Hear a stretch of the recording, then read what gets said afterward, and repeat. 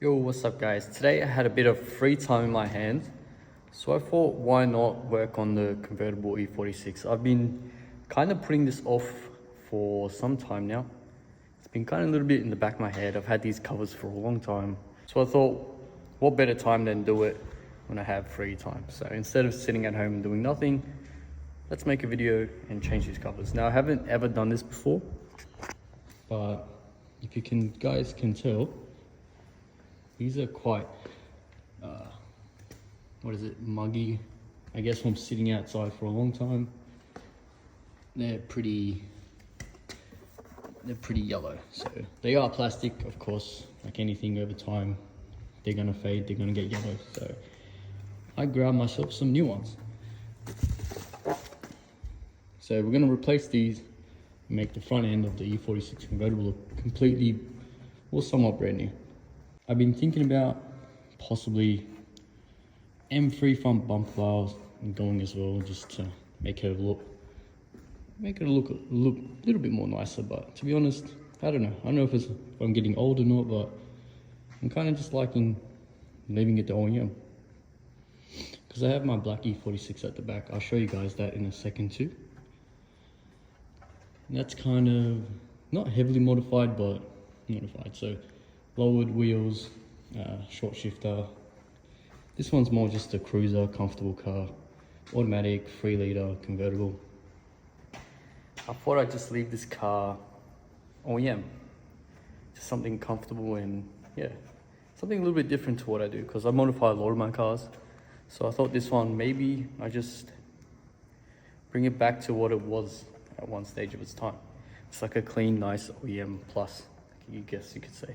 Let's just get down to it. I've actually never done this before, but we'll pop the bonnet and see what we got to do. So I know we got to remove the indicators, remove the actual headlight a little bit out, take these parts out, and then they should just have clicks. So tabs on the top, about 6 of them, click in, click out. Yeah, hopefully by the end of this video, this front end will look completely nice. Okay, so from what I know is we're going to be removing that bolt, which should release the indicator, and then we have that bolt there, this bolt here, a few other tabs, and the rest we'll figure it out.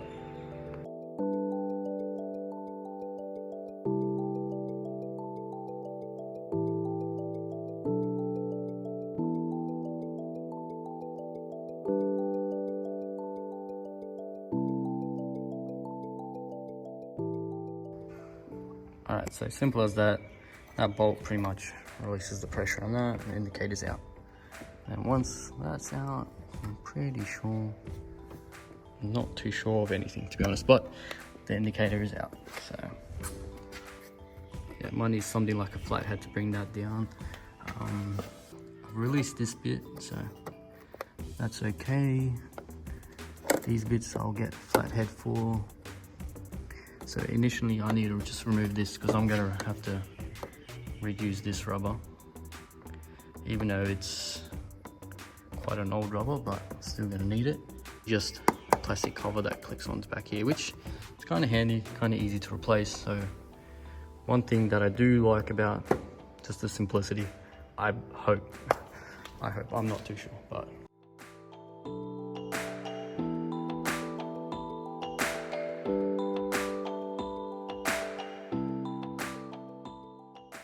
recording and doing something makes it just that little bit extra hard, especially if I got one camera in my hand and the other one recording. But see, pretty much here we got movement. So once I just free it from those clips from the bottom too, it should just slide straight out, and we can put the new ones right back in.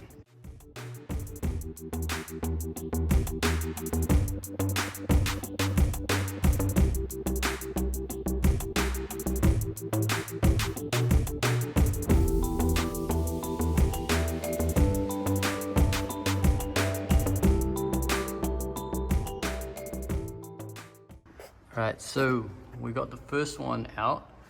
We just put side by side the old one. A bit hard to see, I'll go in the light. So I'm not too sure how long these have been on, but yeah. See how clear these ones are, the new. The difference is just crazy. And then there's a new one. So yeah, let's just put them up. Again guys, I've never done this before, so I'm sure there's people in the comments that say there's other ways to do it and blah blah blah. Fair enough, but I'm just winging it. So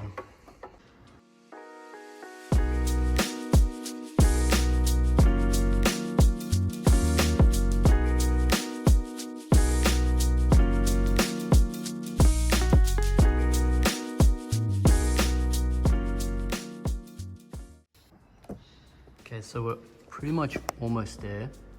I've got the top bits clipped in, bottom bits semi-clipped in. Then I just got to get the actual rubber piece sorted, fit it up, bolt everything back together, and then the left side should be done. It was a lot easier than I expected. Already looks so much better. And that to that. So yeah, I'm just going to continue jamming on this side, get everything back assembled, and then we'll start on the right side, left side.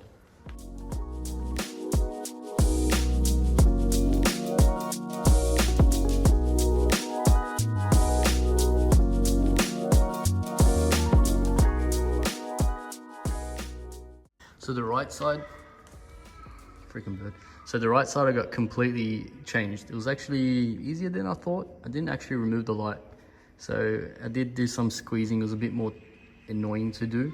So I just pulled that out, unclipped the 6 bits, and lined up the rubbers behind it, did all that, put it back on. So that's the right side. It completely makes the front end new again. Just like look at it from here. Looks so good.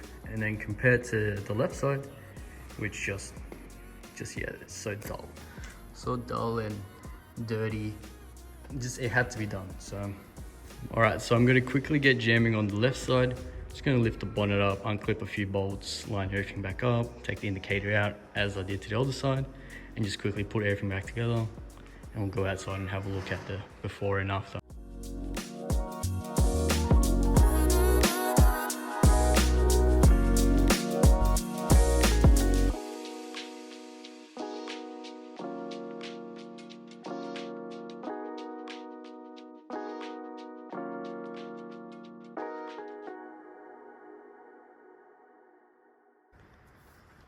Yeah, I'm not gonna lie, this side was a little bit more difficult, but we got it out just because I don't know, something about the way that it was tilting. It was kind of like just locked into these two clips, but with a bit of force I got it out. There's the old one, which is out. Then we'll get the new one. So I'll just unwrap that and then install it, put everything back together, line it up, bolt it in, and then we're good.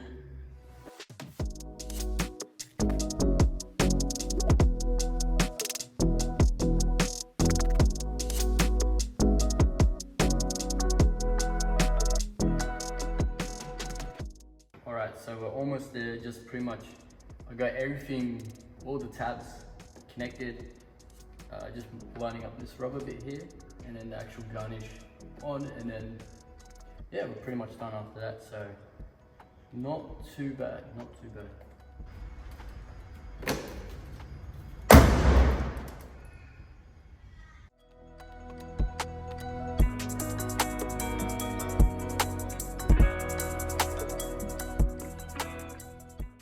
So that was pretty much it. It was actually a lot easier than I expected. Honestly, it wasn't too hard. I just pretty much removed the bottom garnish, removed the indicator, moved everything out a little bit, just kind of fiddled around it, clipped the 3 tabs on the bottom, 3 tabs on the top, released the headlight lens, and pretty much what we have here is a brand new, fresh looking front end. And honestly, it's the small details. It's crazy how actual better it looks now. It's just crazy. But yeah, it was just something that, you know, from this to that, it's a bit hard to see, but from pretty much this to what we had on it previously to what it is now. I'll just focus it up. Yeah, so much better. Really important.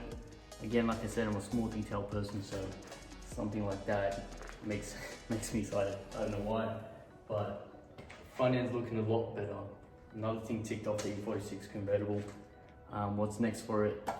Maybe suspension, maybe M3 replicage, or the LED rear lights. And then that's about it. I might honestly just keep it pre-OEM like I mentioned, because I have the E46 sedan. If you guys watch my video, I have coilovers, wheels, kind of did something to that. That is a manual one, pretty cool car too, M Sport. And again, before I mention it, I have the 34 GTT, which I'm building the engine. So I wanted to keep this pretty much just nice and OEM. Again, really happy how it turned out.